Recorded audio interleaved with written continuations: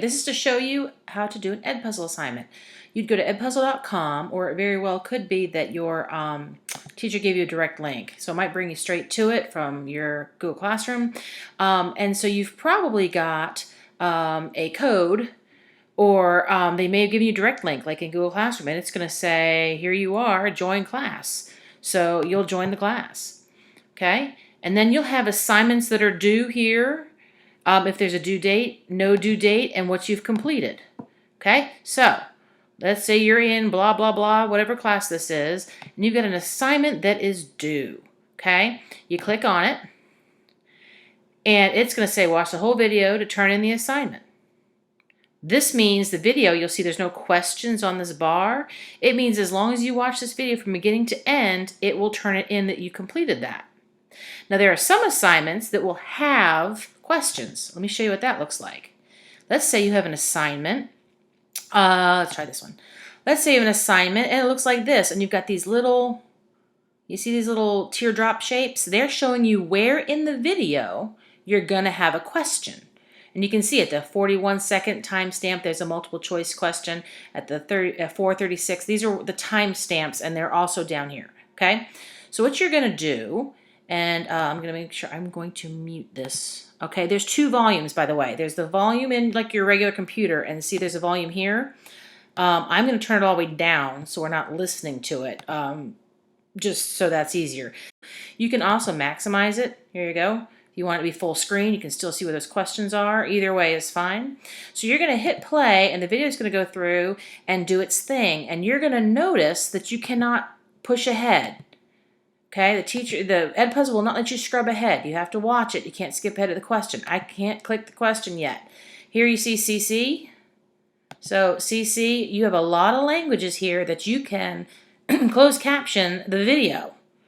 All right, so if that is helpful to you, then you can do that, whether it's in English or in another language. It will do that. Okay, so you've got your closed captions. I've turned the audio off for our purposes here.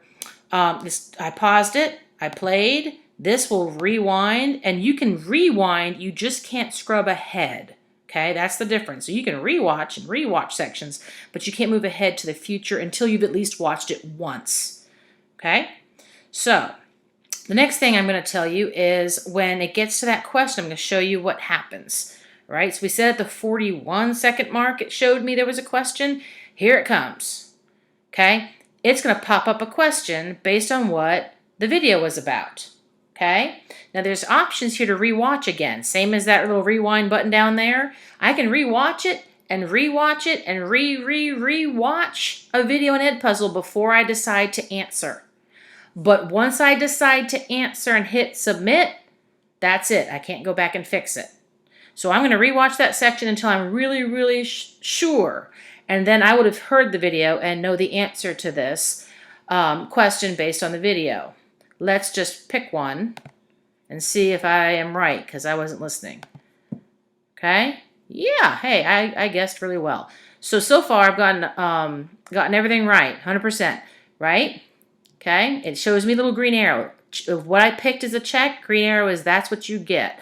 Got right. Continue. So it's going to keep doing its thing here. Okay, again, I can rewatch. I cannot scrub ahead. Okay, and when we get there, I'm going to give it a second.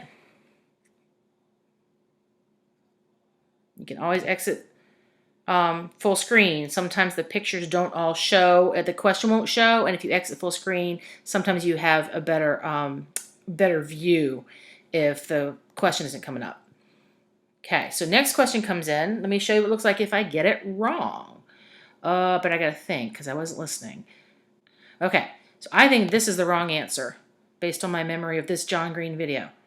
If I submit it, yeah, it's going to tell me that I got it wrong. It'll be red. It's pretty clear. It's going to show me gray arrow is what I picked, and this arrow is that's what it should have been.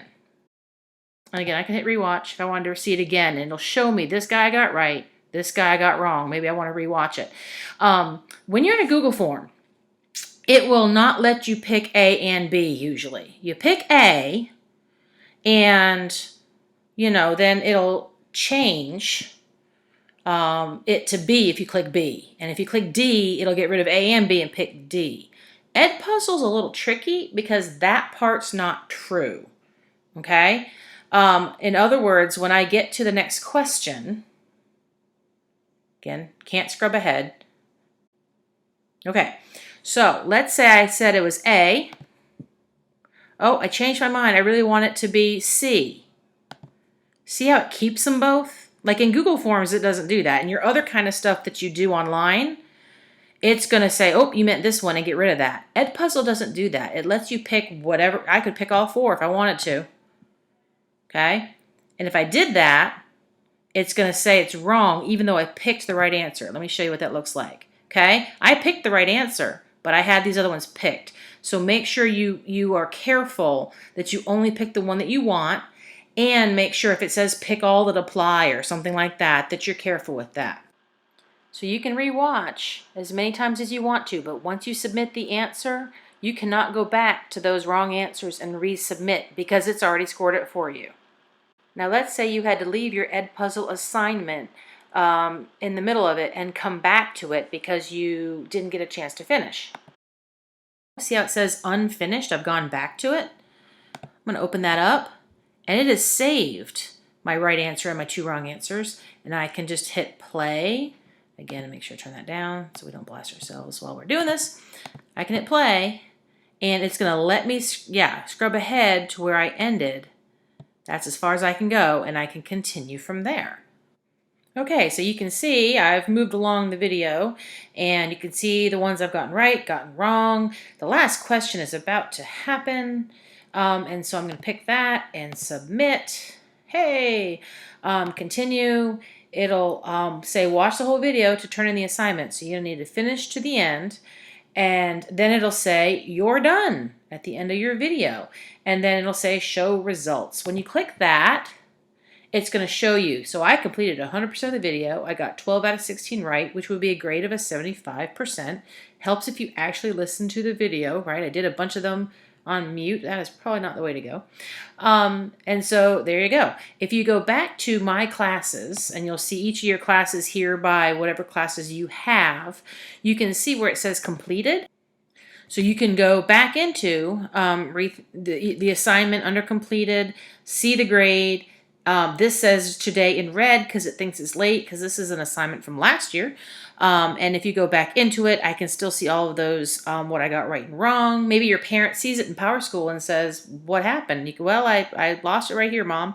And you can click there and see the results. And, oh, I put that and it should have been that. Whatever. So you can always go back to your completed EdPuzzles and see how you did. Okay, so hopefully this tutorial was helpful in terms of all the ins and outs of EdPuzzle. Reach out to your teacher if you have questions.